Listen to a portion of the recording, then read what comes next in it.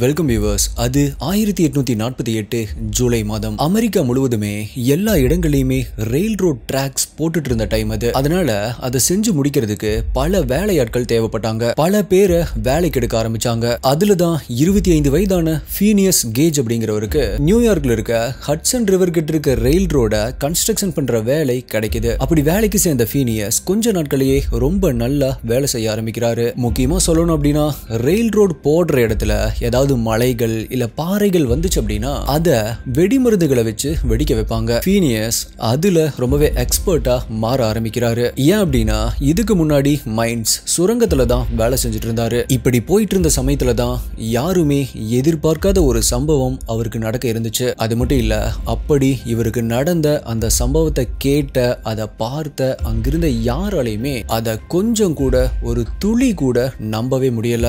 ஏன் இப்ப வரைக்குமே இந்த உலகத்துல நடந்த ரொம்பவே ரேரான விஷயங்கள்ல இதுவும் ஒண்ணு. அப்படி இவருக்கு நடந்த அந்த சம்பவம் தான் நியூரோ சயின்ஸ் ஹிஸ்டரியிலேயே ஒரு மிகப்பெரிய திருப்பத்தையே கொண்டு வந்துச்சு. மனித மூளையை பத்தி தெரியாத பல விஷயங்களை வெளியே கொண்டு வந்துச்சு. சொல்ல போனா இந்த சம்பவம், இந்த கேஸ் நம்ம சேனல்ல போட்ட வீடியோஸ்லயே one of the best video அப்படின்னு சொல்லலாம். அப்படி ஃபீனியஸ்க்கு என்ன நடந்துச்சு அப்படிங்கறத பத்தி தான் இன்னைக்கு வீடியோல நம்ம டீடைல்டா டீகோட் பண்ண போறோம். நீங்க பார்த்துட்டு இருக்கிறது சரவணன் டீகோட்ஸ். நான் உங்கள் சரவணன். வாங்க இன்னைக்கு வீடியோக்குள்ள போலாம்.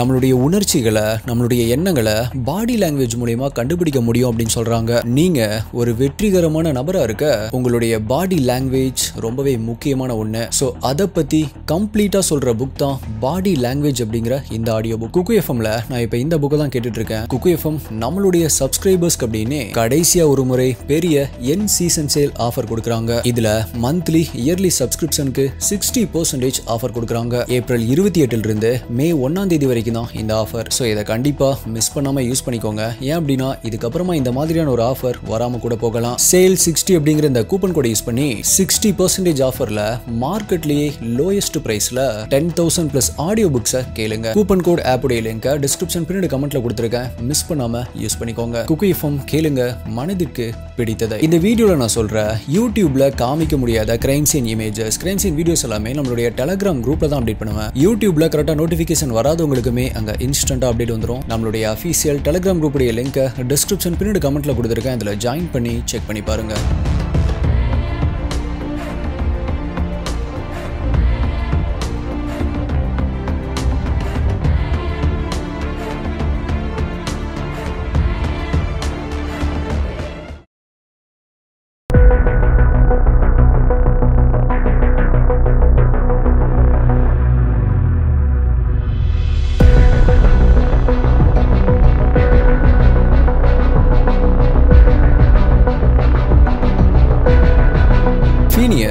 நியூயார்க்கில் இருக்கிற அந்த ரயில் ரோட்ஸ்ல ஒர்க் பண்ணிட்டு இருக்கும் பொழுது அவரு கூட ஒர்க் பண்ற கோவொர்க்கர்ஸ் எல்லாருமே இவர் ஒரு ஹீரோ மாதிரி தான் பார்த்துட்டு இருப்பாங்க. அந்த அளவுக்கு இவர் பண்ற ஒர்க் இருக்கும். இவரை பத்தி சொல்லணும் அப்படின்னா ரொம்பவே எனர்ஜெட்டிக்கான ஒரு ஆளு. தன்னுடைய கோவொர்க்கர்ஸ் கிட்ட அவர் பேசுற விதம் ரொம்பவே ஹாப்பியா ஃபன்னியா பேசக்கூடிய ஒருத்தர். அதே நேரத்துல ஒரு டீமை வழி நடத்தக்கூடிய லீடர்ஷிப் குவாலிட்டியும் அவர்கிட்ட இருந்துச்சு. அந்த திறமையால அவர் ஜாயின் பண்ண 2 மாதங்கள்ல பிளாஸ்டிங் ஃபோர்மேன் அப்படிங்கிற பதவி உயர்வே கிடைக்குது. which means ஃபீனியஸ் தான் அந்த எக்ஸ்ப்ளோடிங் டீமை லீட் பண்ணுவாரு.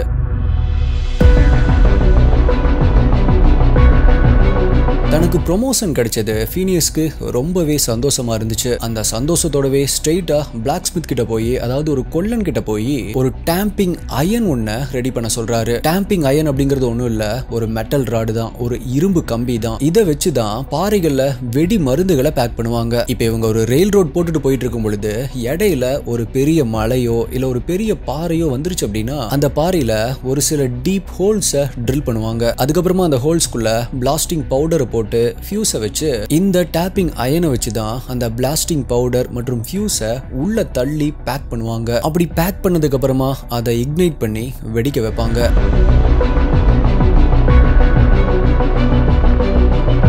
ஸோ ஃபீனியஸ்க்கு கிடைச்ச இந்த ப்ரொமோஷன்ல ரொம்பவே சந்தோஷமான அவரு தனக்கு அப்படின்னே ரொம்பவே ஸ்பெஷலான டேம்பிங் அயனை ரெடி பண்ணணும் அப்படின்னு நினைச்சாரு. ஸோ பிளாக் ஸ்மித்தை போய் பார்த்து அவரு 4 அடி நீளமுள்ள ஒரு டேம்பிங் அயனை ரெடி பண்றாரு. அந்த டேம்பிங் அயன் பார்க்கறதுக்கு எப்படி இருக்கும் அப்படின்னா அதோடைய ஒரு எண்ட் ரொம்பவே கூர்மையாகவும் இன்னொரு எண்ட் ரொம்பவே பிளண்டா கூர்மை இல்லாம இருக்கும். 6 கிலோ எடையுள்ள இது 3 சென்டிமீட்டர் டயாமீட்டர்ல 4 அடி நீளம் இருந்துச்சு. அந்த கொல்லன் இதை தயாரிச்சு கொடுத்த உடனே முதன்முறையா இந்த டேம்பிங் அயனை தன்னுடைய கையில் எடுத்த ஃபீனியஸ்க்கு அது மேல ஒரு தனி காதலே வர்ற அளவுக்கு அதை ரொம்பவே விரும்ப ஆரம்பிச்சாரு. அந்த அளவுக்கு அந்த டேம்பிங் அயன் இவருக்கு பிடிச்சிருந்துச்சு. இன்னும் சொல்ல போனா வேலைக்கு போகும்போது மட்டும் இல்ல, அவரு வெளியே எங்க போனாலுமே சரி தன் கூடவே இந்த டேம்பிங் அயனையும் எடுத்துட்டு போயிருவாரு. இது இல்லாம எங்கேயுமே போக மாட்டார் அப்படிங்கிற அளவுக்கு அது அவருக்கு பிடிச்சிருந்துச்சு.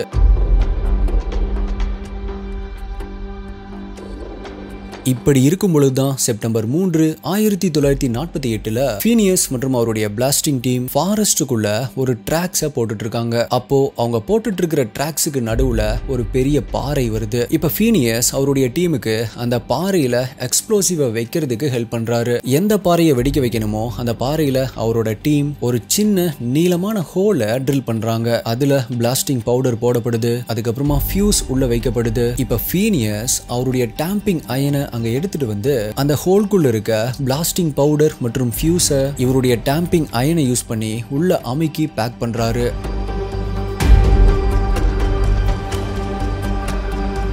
அப்படி அந்த ஹோல்குள்ள அவருடைய டேம்பிங் அயனை விடும் பொழுது கூர்மையா இல்லாத பிளண்டிங் சைடு தான் அந்த ஹோல்குள்ள விடுறாரு. விச் மீன்ஸ் அந்த டேம்பிங் அயனுடைய கூர்மையான பகுதி இப்போ அதோடைய ஆப்போசிட் சைடு அவரை பார்த்த மாதிரி இருக்கும். அப்படி அந்த ஹோல்குள்ள அந்த டேம்பிங் அயனை வச்சு அதை பேக் பண்ணிட்டு இருக்கும் பொழுது ஃபீனியஸ்க்கு பின்னாடி நின்றுட்டு இருந்த அவரோட டீமை சேர்ந்த ஒரு நபர் தவறி கீழே விழுந்துடுறாரு. ஃபீனியஸ் இப்ப அந்த சத்தத்தை கேட்டு அவரு அப்படி அந்த ஹோல்ல குத்திட்டு இருக்க யாரு கீழே விழுந்தது அப்படின்னு அப்படியே பின்னாடி திரும்பி பாக்குறாரு.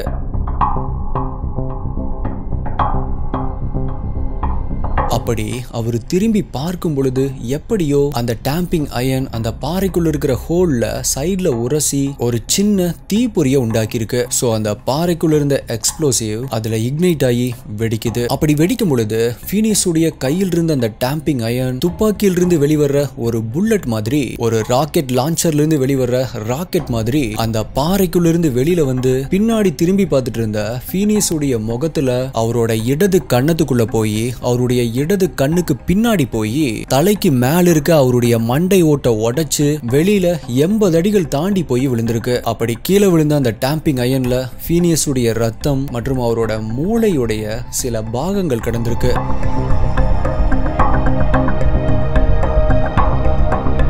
நான் இப்ப சொன்னது எல்லாமே கண்ணிமைக்கிற நேரத்துல ஒரு செகண்ட்குள்ள நடந்து முடிஞ்சது. சோ அங்க ஃபீனியஸ் அந்த ரயில் ட்ராக்ல அதே பொசிஷன்ல அவருடைய கண்கள் வைடா ஓபன் ஆன மாதிரி அப்படியே நின்னுட்டு இருந்திருக்காரு. அப்ப அவருடைய தலைக்கு மேல இருந்தும் இங்க கண்ணத்துல இருந்தும் ரத்தம் பீச்சி அடிக்க ஆரம்பிச்சிருக்கு. அப்படி நின்னுட்டு இருந்த ஃபீனியஸ் ஒரு சில வினாடிகள்ல அப்படியே பின்னாடி சாஞ்சு விழுந்திருக்காரு. அப்படி ஃபீனியஸ் உடைய உடல் கீழே தரையில விழுந்த உடனே அவருக்கு வலிப்பு ஏற்பட ஆரம்பிச்சிருக்கு. அங்க சுத்தி நின்னுட்டு இருந்த ஃபீனியஸ் உடைய டீம் மெம்பர்ஸ் எல்லாருமே இன்னுமே அங்க நடந்த பிளாஸ்டிங் ஷாக்ல தான் இருந்தாங்க. அதுக்கப்புறமா சுதாரிச்சு அவங்க எல்லாருமே உடனடியா அங்க கீழே விழுந்திருக்கிற ஃபீனியஸ் கிட்ட ஓடி வராங்க. அவரை சரியா படுக்க வச்சு அவரை பார்க்கும் பொழுது லிட்டரலா அவருடைய தலையில மேல் பகுதியில பாதி காணாம இருந்திருக்கு. அவருடைய முகம் முழுவதுமே ரத்தம் வழிஞ்சிட்டு இருந்திருக்கு. சோ இவரை பார்த்த ஃபீனியஸ் உடைய டீம் மெம்பர்ஸ் எல்லாருமே நம்மளால இவர் சாகிறத வேடிக்கை பார்க்கறத தவிர வேற எந்த ஒரு உதவியுமே பண்ண முடியாது அப்படின்னு ஃபீனியஸ் இறப்பதற்காக அவரை சிறந்த லீடரா நினைச்சு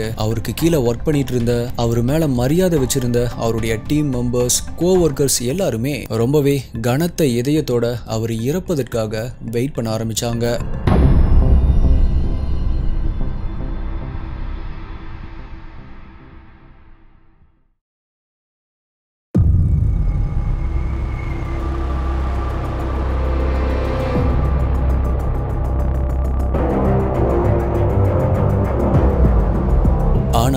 அப்படி நடக்கல. அதுக்கு பதிலா சில நிமிடங்கள்ல ஃபீனியஸ்க்கு ஏற்பட்ட வலிப்பு நிக்குது. ஃபீனியஸ் அவரோட கண்களை திறக்கிறாரு. தன்னை சுத்தி நின்னுட்டு இருந்தவங்கள வேடிக்கை பாக்குறாரு. அதுக்கப்புறமா எந்திரிச்சு உட்கார்ந்தவரு தன்னை சுத்தி நின்னுட்டு இருந்தவங்களை பார்த்து என்னாச்சு அப்படின்னு சொல்லிட்டு கேக்குறாரு. ஞாபகம் வச்சுக்கோங்க, ஃபீனியஸ்க்கு அவருடைய மேல் தலையில பாதி இல்ல. ஒரு இரும்பு கம்பி மெட்டல் ராட் அவருடைய இடது கண்ணத்து வழியா உள்ள போய் தலையுடைய மேல் வழியா வெளியே போய் விழுந்திருக்கு. இப்போ ஃபீனியஸ் எந்திரிச்சு உட்கார்ந்து இப்படி கேட்டதை பார்த்த அங்கிருந்த அவருடைய டீம் மெம்பர்ஸ், கோ ஒர்க்கர்ஸ் எல்லாருமே ஃபீனியஸ் அவ்வளோ கிளியரா பேசுறத பார்த்து, அவருடைய கண்கள் அவ்வளோ ஷார்ப்பா ஃபோக்கஸா பாக்குறத பார்த்து அங்கிருந்த யாராலையுமே நம்ப முடியல. எப்படி இவர் இன்னுமே உயிரோடு இருக்காரு, அது மட்டும் இல்ல எப்படி இவ்வளோ தெளிவா பேசுறாரு அப்படின்னு பயங்கரமான ஷாக் ஆகி பார்த்துட்டு இருந்தாங்க.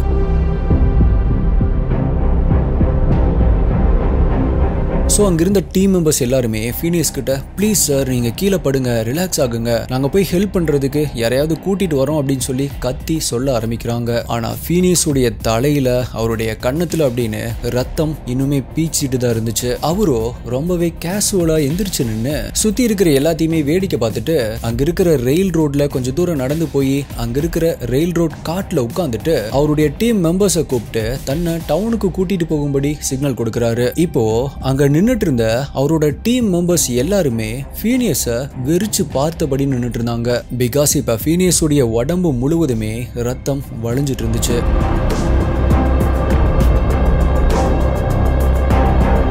அவருடைய டீம் மெதுவா அவர்கிட்ட போறாங்க. அவர் உட்கார்ந்துட்டு இருந்த அந்த ரயில் ரோட் காட்டை ஆப்ரேட் பண்ணி பக்கத்துல 1 கிலோமீட்டர் தூரத்தில் இருக்கிற ஒரு டவுனுக்கு போறாங்க. அப்படி போற வழியில ஃபீனியஸ் உடைய டீம் மெம்பர்ஸ் என்ன நினைச்சாங்க அப்படின்னா, எப்ப வேணாலுமே ஃபீனியஸ் இப்ப போற வழியில கூட இறந்து போயிடலாம் அப்படின்னு நினைச்சாங்க. அப்படி எக்ஸ்பெக்ட் பண்ணிட்டே தான் அந்த கார்ட்டை அவங்க ஆப்ரேட் பண்ணி போயிட்டு இருந்தாங்க. ஆனா ஃபீனியஸோ அவருடைய தலையில பாதி இல்லாம சுத்தி முத்தியும் வேடிக்கை பார்த்துட்டே போயிட்டு இருந்தாரு. ஒரு கட்டத்துல அவருடைய டீமுக்கு சம்பளம் கிடைக்கணும் அப்படின்னு அவரோட பாக்கெட்ல இருந்த ஒர்க் லாக் புக் எடுத்து அதுல அவர் ஒர்க் சைட்ல இருந்து எந்த டைமுக்கு வெளியே வந்தாரு அப்படிங்கறத நோட் பண்றாரு.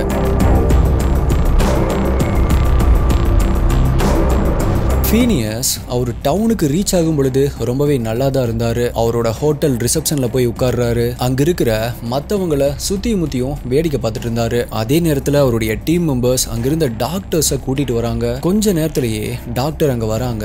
அப்படி அங்க வந்த டாக்டர் ஃபீனியஸை பார்த்த உடனே அவரும் ஷாக் ஆகுறாரு. இன்னும் சொல்ல போனா ஃபீனியஸ் உடைய கண்களை பார்த்து தான் அவர் ரொம்பவே அதிர்ச்சி அடைஞ்சாரு. பிகாஸ் ஃபீனியஸோ தனக்கு ஏதோ சின்ன காயம் ஏற்பட்ட மாதிரி தான் அவரை பார்த்துட்டு இருந்திருக்காரு. அப்ப டாக்டர் ஃபீனியஸ் கிட்ட வரும் பொழுது ஃபீனியஸ் ஒரு ஃபன்னியா பேசக்கூடிய நபர் அப்படிங்கறதால ஃபீனியஸ் அந்த டாக்டர் கிட்ட எப்படியோ டாக்டர் உங்களுக்கு இன்னைக்கான பிசினஸ் வந்துருச்சு அப்படின்னு சொல்லி ஃபன் பண்ணிருக்காரு.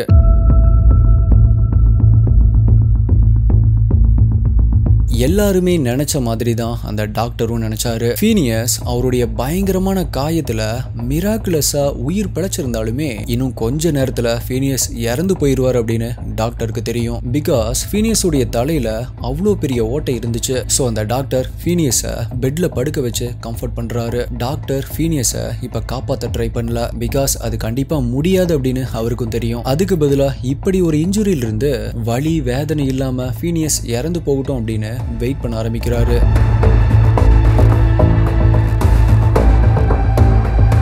ஆனா ஃபீனியஸ் சாகல. சொல்லப்போனா அதுல இருந்து வெளியே வந்து ரொம்ப நல்லா வாழ ஆரம்பிச்சாரு. ஆனா ஃபீனியஸ்க்கு இதுல ஒரே ஒரு சின்ன பிரச்சனை மட்டும்தான் ஏற்பட்டுச்சு. அவரோட பர்சனாலிட்டி இதுக்கப்புறமா சேஞ்ச் ஆக ஆரம்பிச்சது. ரொம்பவே ஃபன்னியா கான்பிடென்ட்டா லீடர்ஷிப் குவாலிட்டியோட இருந்த ஃபீனியஸ் ஒரு சின்ன பையனுடைய கேரக்டருக்கு மாற ஆரம்பிக்கிறாரு. அடுத்தது நான் இதை பண்ண போறேன் அதை பண்ண போறேன் அப்படின்னு சொல்லிட்டு அதை ஃபாலோ பண்ணாம இருக்கிறது, பல பொய்யான இமேஜினேஷன் கதைகளை சொல்றது அப்படின்னு ஒரு சின்ன பையன் என்னவெல்லாம் பண்ணுவானோ அந்த மாதிரி பண்ண ஆரம்பிச்சாரு. அவருடைய தலைக்கு மேல அந்த டாம்பிங் அயன் எங்க அவருடைய தலையுடைய ஸ்கல்ல உடைச்சிட்டு வெளியே வந்துச்சோ அந்த இடத்துல இருந்த ஸ்கின் ஒரு இதயம் எப்படி துடிக்குமோ அந்த மாதிரி துடிக்கிறத மற்றவங்களால விசிபிளா அப்படியே பார்க்க முடிஞ்சாலுமே ஓவராலா அவர் நல்லா தான் இருந்தாரு.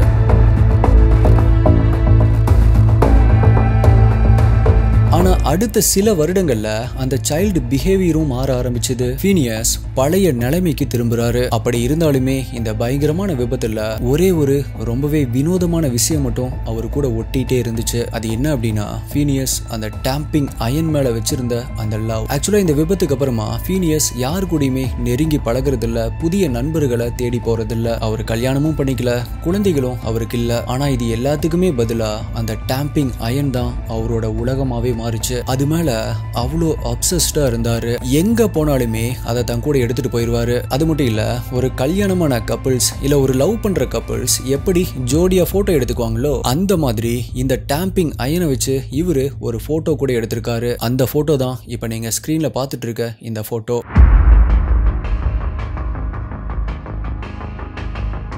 இந்த சம்பவம் நடந்து கரெக்டா 12 வருடங்களுக்கு அப்புறமா ஃபீனியஸ்க்கு வலிப்பு ஏற்பட ஆரம்பிக்குது. அப்போ அந்த டாம்பிங் அயனை கையில வச்சுட்டு இறந்து போறாரு. இவரோட இந்த கேஸ் தான் நியூரோ சயின்ஸ் ஹிஸ்டரியவே மாத்துச்சு. பிரெயினுடைய ஒரு பகுதியில் ஏற்படுற பாதிப்பு அந்த மனிதருடைய பர்சனாலிட்டியில மாற்றத்தை ஏற்படுத்தும் அப்படிங்கறத கண்டுபிடிக்க வச்சது. இப்பவுமே ஃபீனியஸுடைய ஸ்கல், அந்த மண்டையோடு மற்றும் அவருக்கு பிடிச்ச அந்த டாம்பிங் அயன் ஹார்வர்ட் மெடிக்கல் ஸ்கூல்ல டிஸ்பிளேல வைக்கப்பட்டிருக்கு. அதோட போட்டோ தான் இப்ப நீங்க பார்த்துட்டு இருக்க இந்த போட்டோ.